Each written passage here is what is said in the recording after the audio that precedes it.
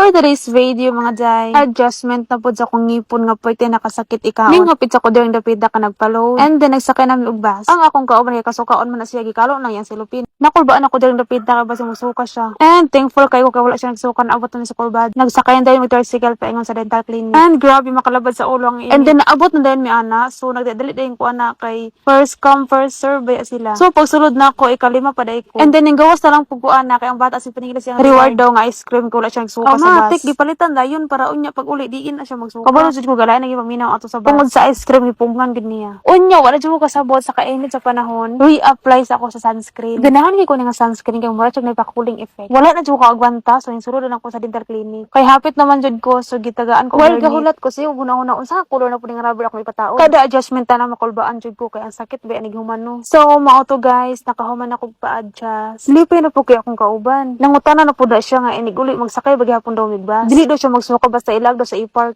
Kay medyo sayo pa man so gilaag na lang po nako siya. Kay magpahayahay sa daw siya magpahangin-hangin daw. Nya igutom na kog maayo ana. Unya kay naam ko'y dalang pan. Nagkaon-kaon sa ko dari well katanaw-tanaw sa kong manghod kay nagdudula naman siya. Bisan sakit kay usap pero gipugos yun ako nagkaon. Bisan gakaon ko ana pero ako matatuas sa kong manghod. Kay mo kay tara nagkawala sa akong pananaw. Ing ana na siya kakulit.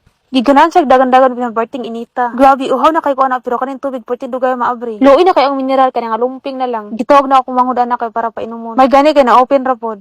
Dehig-dehig na ko ana kay wate bantay sa akong manghod. Na-enjoy sig dagan. Gusto mo na siya magpahayahay sa kahoy so daara nagpahayahay na. Gitawag ko niya kahayahay daw siya. Mo yang ganahan pa pag ani sa e-park. Kay hapon naman so nag-decide ko nga manguli na may nagbaktas na pud mi kani akong kauban sig reklamo. Sige na pug yoyo kay siya gusto mo sakay bus. So mao to nakasakay nami sa bus. And good boy sa IG today ko siya nagsuka. Makalabad sa ulo ang init. Yan lang. Thank you for watching.